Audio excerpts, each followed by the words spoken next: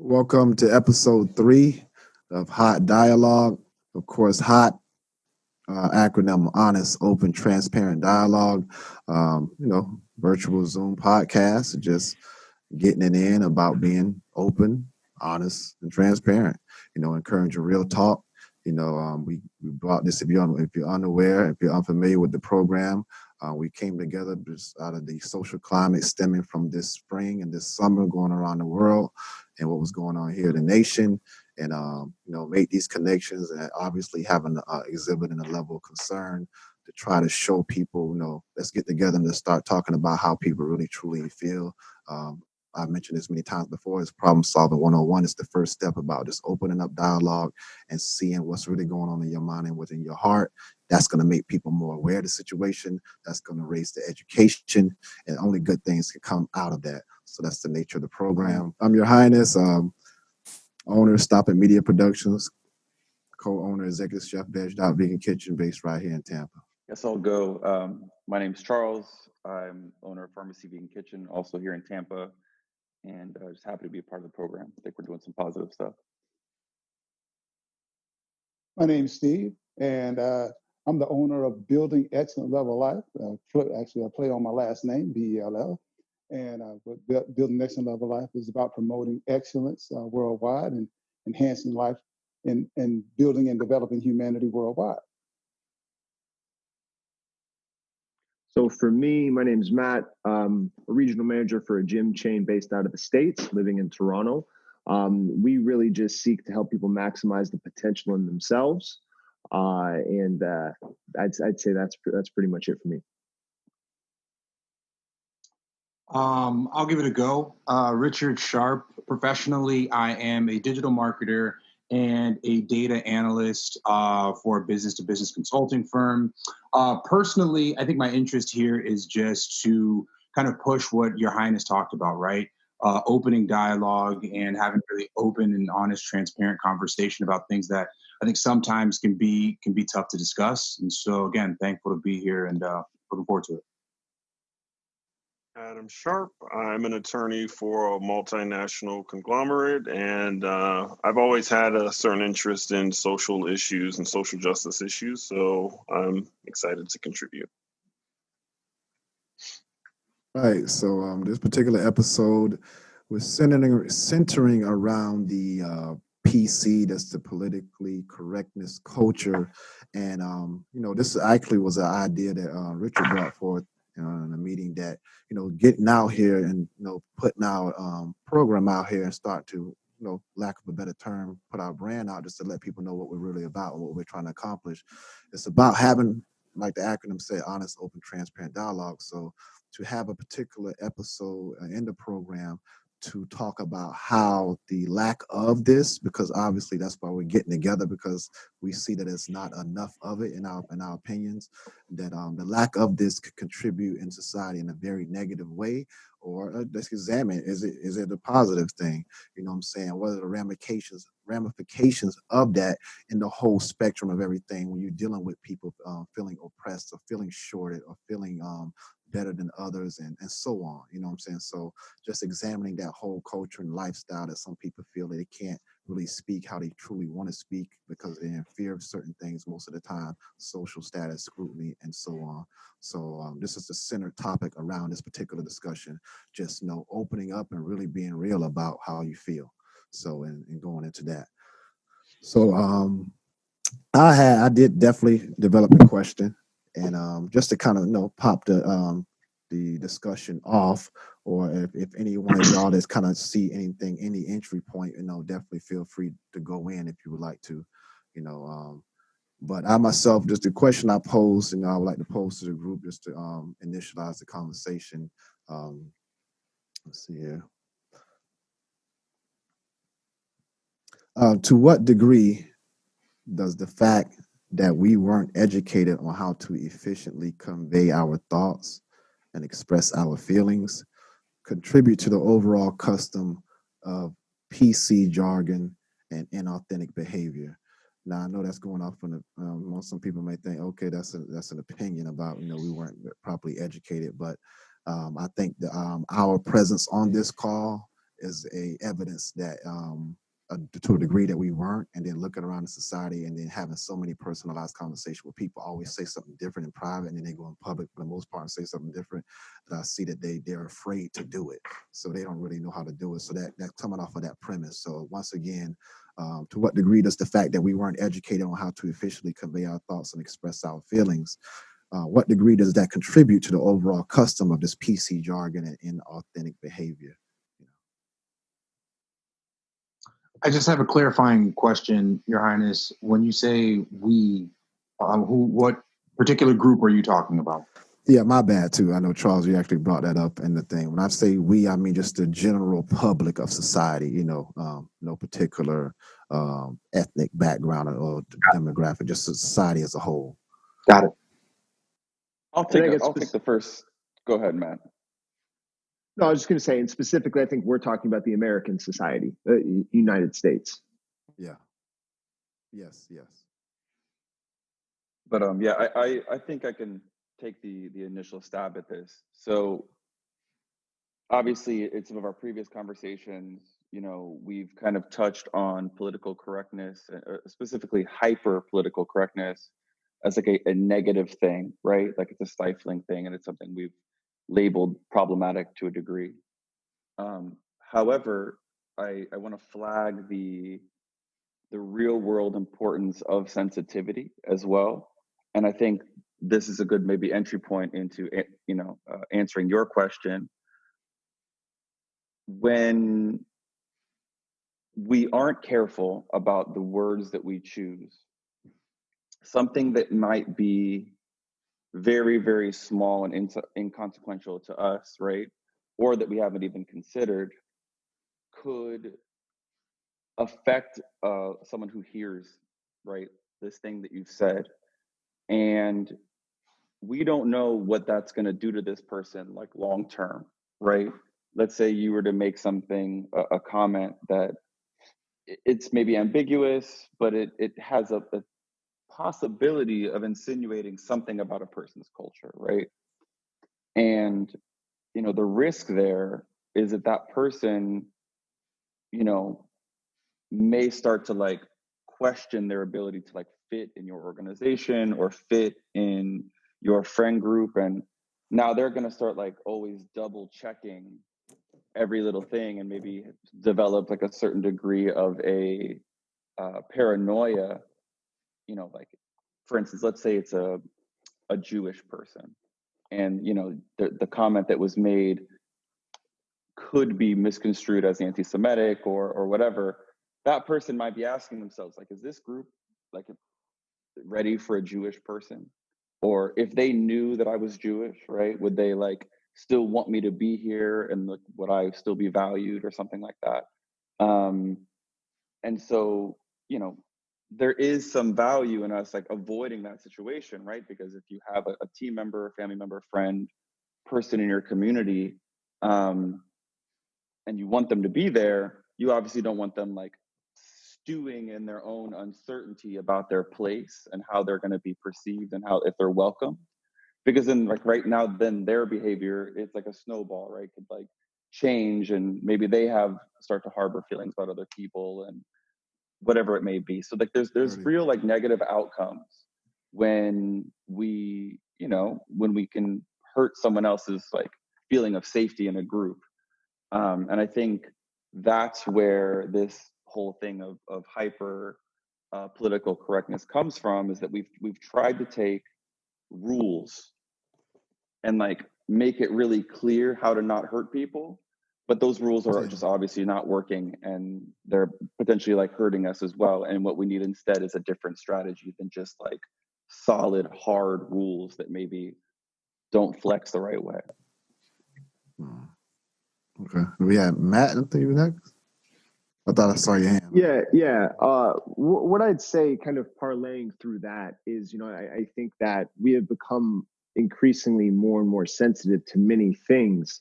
And I think that, when we talk about cancel culture or basically muting a conversation or labeling people, I feel my concern there is, we have to, like Charles said, we have to be sensitive to other people and realize the power of our words and the impact that they can have. And at the same time, I think in this climate that is very PC, increasingly PC, I think as the days pass, I think where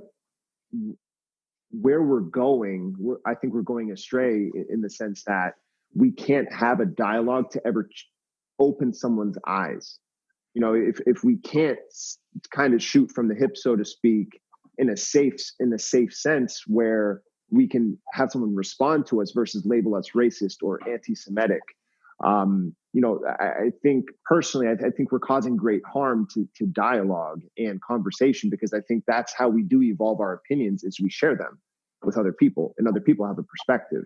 So I think the challenge or the concern here is we need to be sensitive to the things we say and how they can impact others. But, is there a certain sensitivity that needs to just go to the wayside for the sake of having conversations that can change someone's opinion, and avoid labeling people? Like if somebody says something that's seemingly ignorant in reference to Black people, I don't know if labeling them a racist is going to help anything. What they said may have been racist, and let's have a conversation about that. And I think we need to come at it from the perspective of curiosity, not just mute them, cancel them, kill the conversation.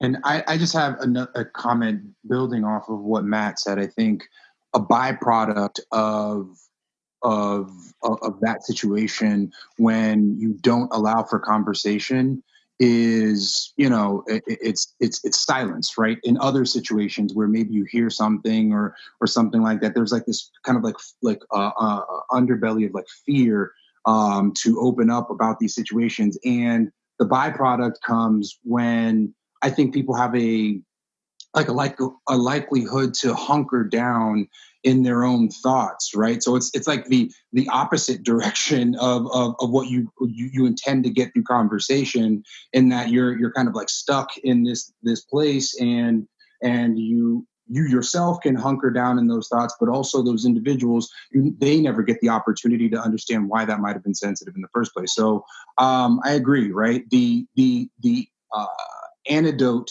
to this situation has to be conversation, and not that you can't do so without sensitivity, and not it's like, well, everything should be on the table either, right? We talked about this last time. You got to navigate through it, but the antidote can't be like silence that person on either side, right? If I feel sensitive, or if I said it, the silence can't be the answer, because it's not going to solve it.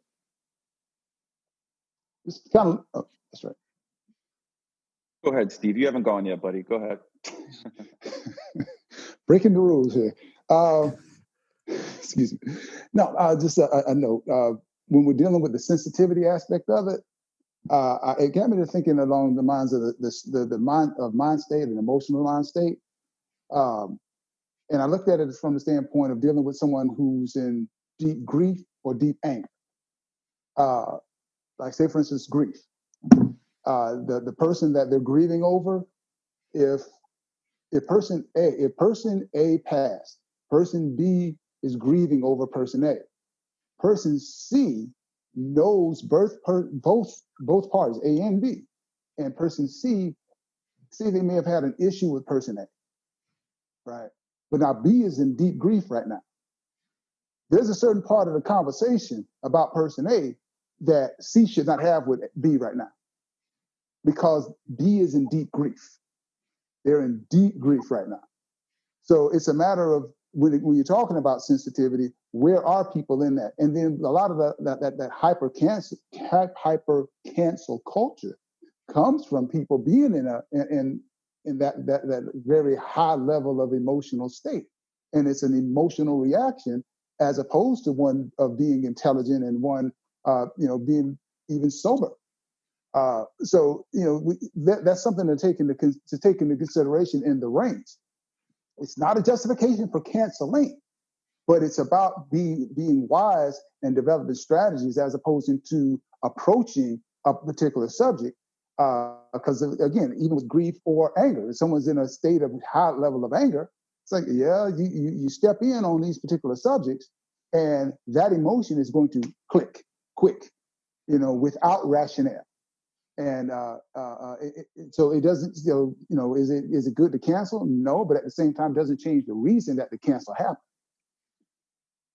So I'll say two things. One, I think we have to be careful when we're saying canceling, because we're using it as like this kind of broad catch-all term to mean, it seems like 3 or 4 different things here. And so like we have to be clear about what exactly we're talking about. And to go, I think the trickier or more difficult question, using your example, Steve, is I think most people will agree, right, in that scenario, in the ABC, that there's some level of delicacy that needs to happen with regards to the conversation regarding, and I'm forgetting who's who in this, but like, the who's talking to the person who's grieving the loss of someone, that, there's some sensitivity that has to happen there, right? I think the difficult question is, and what more often happens, in terms of like fruitful conversation, and why it's hard to have that fruitful conversation, is because it's possible that, again, forgive me if I'm mixing up the people, that B doesn't know, or C doesn't know the particular sensitivities of B, right? Because he or she doesn't know that they're grieving for this particular reason, right? So let's say they're grieving because, they had a secret relationship that nobody knew about because they're LBGT, right? And he's like going in on something about that impacts that space, but doesn't know about some of like the intimacies or intricacies of that particular relationship or dynamic. Then the person who's grieving, is going to be especially afflicted by it, right? Because he's like, hey man, you better back up, right? And then it seems like, oh, I didn't even know, right? And I think a lot of times, that's very like fact dependent, but like when we're talking about like these culturally sensitive issues, I think that happens often because of the lack of awareness of how sensitive some of these issues are, or even knowing that it is a sensitive issue for people, right? Like, and I'll give you a really quick example. One of my good friends is gay, and he was one of my first gay friends that I met, and we learned a lot, and I was one of the first Black friends he met, and we learned a lot about each other, and we used to have really open, clean conversations, prying into like each other's, worlds and cultures, right? And so I remember I remember him asking me something, right? And he was like, "Hey man, like, why are all Black people so lazy?" And I'm just like, he doesn't know this. That's offensive as shit, right? Like, that's an offensive ass comment, right? And but he didn't know that sensitivity of that question to me, and vice versa too, right? Like I asked a question, I was like, man, like, why do gay people have to be so flamboyant? Why can't you just be gay and be like, and I actually said this word, normal, right? And like, meaning like how my heteronormative conception of what being normal is, right? Why do you have to dress up like this and this and that? And it wasn't from a place of, being, or wasn't trying to be insensitive. I just didn't know, right? In the same way he didn't know. And I think a lot of times when you have those type scenarios, and to kind of build on what we were saying last week, we know each other, so we know there's no ill intent in it.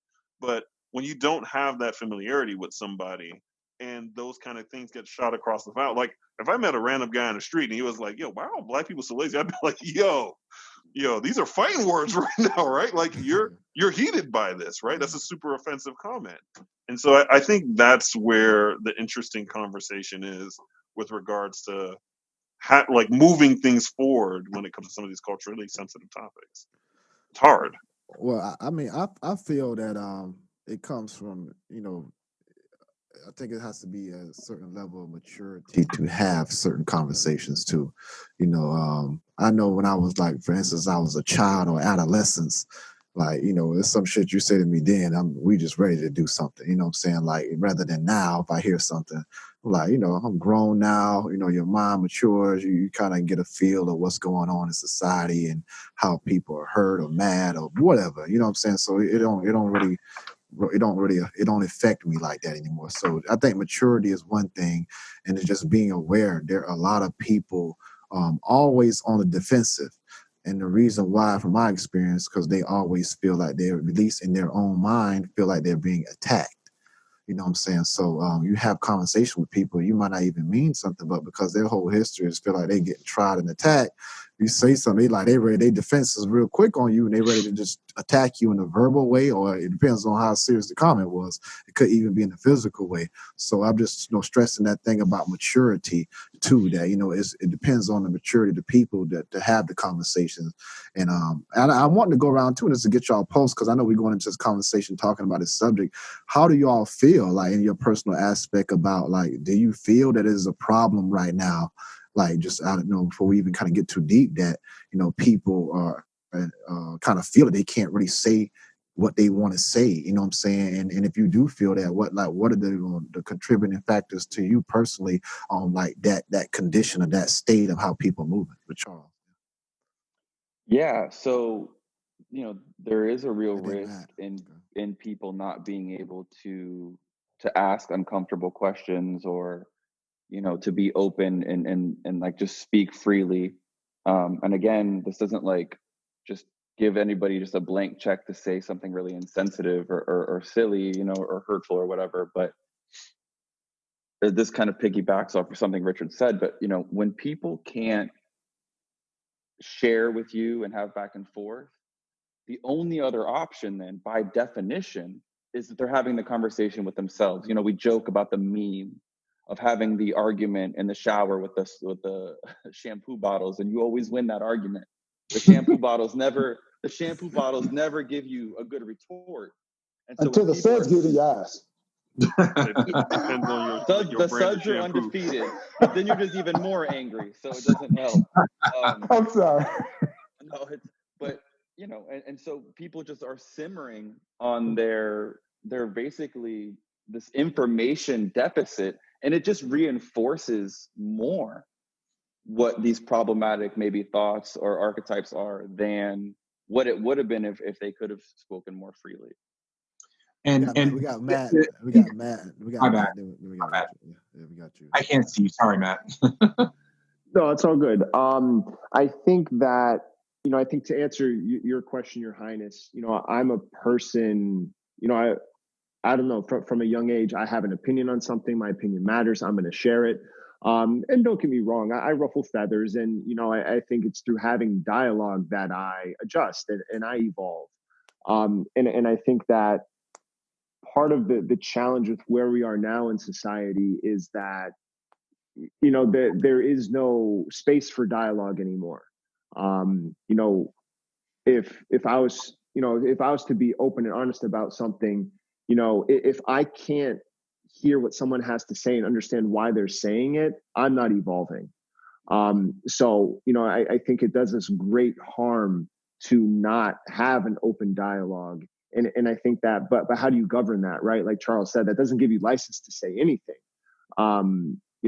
If you wanted to make a comment about Jews and the Holocaust, like that's wildly inappropriate. But if you're saying something to that effect, I think you need to hear what the other side thinks, or you need to hear their response. And I Why think is that inappropriate? What if they don't think the Holocaust was real, for example, right? They don't think the Holocaust is real. That's made up, fake news, whatever. And how are they ever going to learn? And I'm playing devil's advocate here, by the way, because I don't actually believe this. But how are they going to learn? Based on like everybody's conversations on this call, how's that person ever going to learn that the Holocaust ain't real? I mean, that it was real. Can I tackle this one? Just yeah, sure. Just because I think I can give a really relevant example. Now I know we had Richard next. You cool. I mean, but okay. Go ahead. No. They're on a flow. Okay, go ahead. Yeah, you're good. Try. Yeah, well, it's just like I think there. there's a difference. There's a difference between like, approaching something like, well, like I've seen this information and I have some questions about, whether or not this really happened, and you can make a compelling argument about almost anything. That's like categorically different from just like making a snide comment about like, I don't know, Jews in an ashtray, or, something like that, like making a gas chamber reference. It's like insensitive because it's like, damn, this is a big deal. It's not some careless thing that you just want to make a joke about. Just like slavery or anything else. Like if you're crass, it shows a disregard or can show a disregard for that group's plight. Yeah, I'm not saying crass, right? Yeah, minimizing. my example isn't that, right? It's the But original. I think that's what Matt's saying, though, is like, you shouldn't be making crass remarks. I don't think he's making the But you the can point still that no have one an can open talk conversation about the Holocaust or whatever. Absolutely. whether the I don't think Matt was Holocaust. making. Yeah, I don't think he was making that point. I'll let him speak for himself. But I think he was just saying, don't be insensitive and crass. Yeah, but I think inherently making that statement can be crass to some people, right? Especially if you're a Holocaust survivor and you've got the tattoo on your wrist and you're coming to me trying to have a conversation about how this isn't real. Yeah, I don't think there's a sensitive way to have that conversation with them, right? Like, I think that's inherently going to be offensive and crass. But it's fair game. Making a joke is different than. Well, I do think I think it's fair game, but I think it's also fair game to go back to this, all-encompassing term of cancel culture. That I think it's fair as it's equally fair for you to bring that up. It's equally fair for me to have a response of canceling you out for having that, right? Like, you're free to think whatever you want, but I'm also free to have whatever response I want to it too, right? They're both fair game. Let Matt clarify. Yeah, no, Matt, and I guess, perhaps I was trying to live vicariously through a person that feels that way, because that's not how I approach things. I think that if I was to speak specifically to this, I would lobby that, people should be able to speak freely. And I think that the guiding force behind what makes something right or wrong, or, when is it appropriate to cancel someone? I think it's, what's the intention of the statement? Is it an attack? Is it malicious? Is it directed at someone? Is it hateful? I think that's when you reach the realm of, we need to course correct that and maybe just cancel it altogether. But I feel like when we reach that point, the dialogue is lost. No one is evolving. No one's changing. No one's thinking or reflecting. So I think that if we try to out of curiosity understand, wow, you said something that was very, very, it had an impact on me, right? The question, my question to someone who said, let's say something like Jews in an ashtray, like Charles just brought up. Wow, okay, I'm sorry, that one hit me in a unique place. I'm curious, what about the Holocaust do you not believe? And I think that trying to suss out or vet, where's this person coming from? If it's malicious, if it's hateful, if it's willful, then, cancel. Whereas I think 8 times out of 10, that's not the case. And that's not where the person's coming from. And that's why you need to have a dialogue. And like, it's almost like you receive information, curiosity determines what happens next. Does that make sense? Yep. Yeah, Absolutely. I think Jews in